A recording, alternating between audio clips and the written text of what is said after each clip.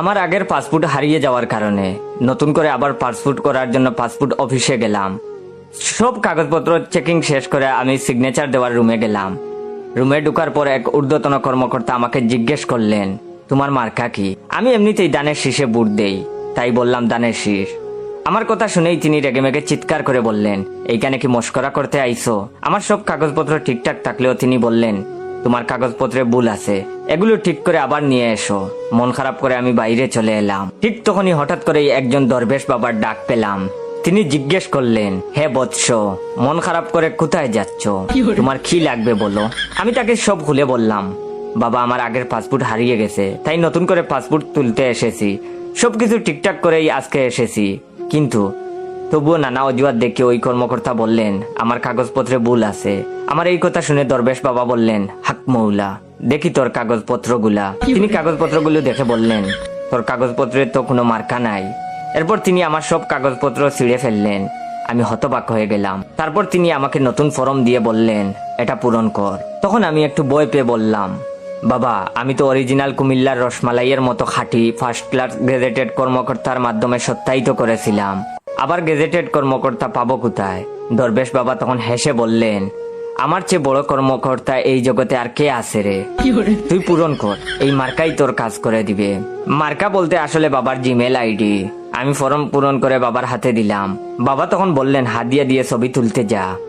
আমি বললাম, ছবি তোলার রুম থেকে আমাকে বারবার বের করে দিচ্ছে মার্কার কারণে, দয়া করে আপনি আমার সাথে আসুন।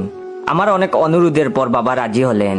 তিনি যখন ছবি তোলার রুমে ঢুকলেন, তখনই সেই ঊর্ধ্বতন কর্মকর্তার গলার সুর পাল্টে গেল। এরপর সব কাজ খুব সহজেই শেষ হয়ে গেল। বাইরে এসে আমি বাবাকে বললাম, বাবা, আপনি মানুষ নন, জীবন্ত অলি। আমি যতই চেষ্টা করলাম ওই কর্মকর্তার মন গলাতে পারলাম না, অথচ আপনি শুধু একটা মার্কা দিলেন আর আমার ভুল কাগজপত্র ঠিক হয়ে গেল। বাবা তখন হেসে হেসে বললেন, এসব তুই বুঝবি না রে, টাকা দে, উপরওয়ালাকে দিয়ে আসি। 5,700 টাকা সরকারি ফি আমি আগেই অনলাইনে দিয়ে দিয়েছিলাম। এখন বাবার হাদিয়া 2,000 টাকা। প্রথমে বাবা আরো বেশি টাকা চাইছিলেন, কিন্তু অনেক বোঝানোর পর 2,000 টাকায় ডিল হলো। এই টাকার ভাগ শুধু বাবার নয়, ভাগ পাবে বাবা, তার বাবা, তার বাবার বাবা পর্যন্ত। আমি বয়ে কাঁপতে কাঁপতে বাবাকে জিজ্ঞেস করলাম, বাবা, আমার এই ভুল কাগজপত্রগুলো কি ভবিষ্যতে আমাকে কোনো ঝামেলায় ফেলবে? বাবা তখন হেসে বললেন, তুই বড় বোকা লোক রে। ওই ঊর্ধ্বতন কর্মকর্তার চোখে যখন আমি 2টা কসকসে নোট দিয়ে চাপ দিয়ে ফু দিব, তখনই তোর সব কাগজপত্র ঠিক হয়ে যাবে। সবই উপরওয়ালার লীলা খেলা।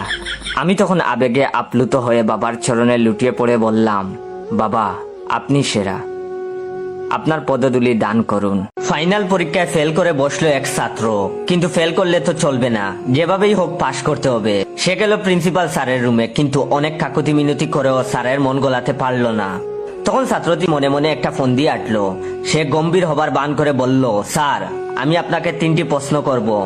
যদি আপনি সঠিক উত্তর দিতে পারেন, আমি আমার রেজাল্ট মেনে নেব, আর যদি উত্তর দিতে না পারেন তাহলে আমাকে পাশ করিয়ে দিতে হবে। ছাত্রটির বুদ্ধি শুদ্ধির ওপর প্রিন্সিপাল স্যারের খুব একটা আস্থা ছিল না।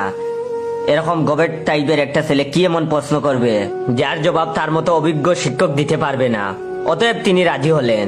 ছাত্রটি একটা ফিচিলে হাসি দিয়ে বলল, বলুন তো কোনটা লিগাল কিন্তু লজিক্যাল না, কোনটা লজিক্যাল তবে লিগাল না, আর কোনটা লিগাল বা লজিক্যাল কোনোটাই না। প্রিন্সিপাল স্যার এবার বেকায়দায় পড়লেন। ভেবে ভেবে চুল ছিঁড়ে ফেলার অবস্থা, কিন্তু সঠিক উত্তর কিছুতেই মাথায় আসছে না। শেষে ছাত্রের শর্ত মেনে নিলেন, তাকে পাশ করিয়ে দিলেন। পরদিন তিনি ক্লাস নিতে গিয়ে ভাবলেন, গতকালের প্রশ্নটি তিনি আজ ছাত্রদের করবেন। প্রশ্ন করতেই তিনি হতভম্ব, প্রায় সবাই হাত তুলেছে। তিনি তখন সামনের বেঞ্চের একজন ছাত্রকে বললেন, বলো দেখি। ছাত্রটি মুচকি এসে বলল, স্যার, আপনার বয়স 59 আর আপনার স্ত্রীর বয়স 18, এটা লিগাল কিন্তু লজিক্যাল নয়। স্যার তখন ছাত্রটিকে তাড়াতাড়ি থামিয়ে দিয়ে বললেন, আরে বস বস হারামজাদা, তোকে আর বলতে হবে না। আরেকজন ছাত্র মাঝের সারি থেকে লাফ দিয়ে উঠে বলল, স্যার, আপনার স্ত্রীর সাথে সমবয়সী এক ছেলের অ্যাফেয়ার চলছে, এটা লজিক্যাল কিন্তু লিগ্যাল না। এক বড় ভাই রিলেশনশিপ স্ট্যাটাস আপডেট করছিল, এর আগেও একটা করছিল, তবে অন্য মেয়ের সাথে। আমি বড় ভাইয়ের নতুন রিলেশনশিপ স্ট্যাটাসে লাভ রিয়েক্ট দিয়ে সরল মনে কমেন্ট করলাম, বড় ভাই, এইভাবে কিন্তু আগের জনের থেকে অনেক ভালো দেখতে। আগের জনের সাথে কি ব্রেকআপ হয়ে গেছে নাকি ভাই? এরপর ফেসবুক থেকে লগ আউট করলাম। কিছুক্ষণ পর লগ ইন করে দেখি বড় ভাইয়ের আইডি নাই। মনে হয় আমারে ব্লক মারছে। এটা দেখে নিজেকে বড় অপরাধী মনে হলো।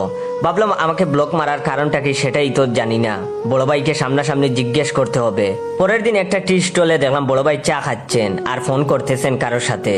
বড় ভাই ফোন করতেছেন, আমি গিয়ে উনাকে ফোনের মাঝখানেই জিজ্ঞেস করলাম, বড় ভাই কালকে আপনার রিলেশনশিপ স্ট্যাটাসে কমেন্ট করছি বলে আমারে ব্লক দিলেন কেন?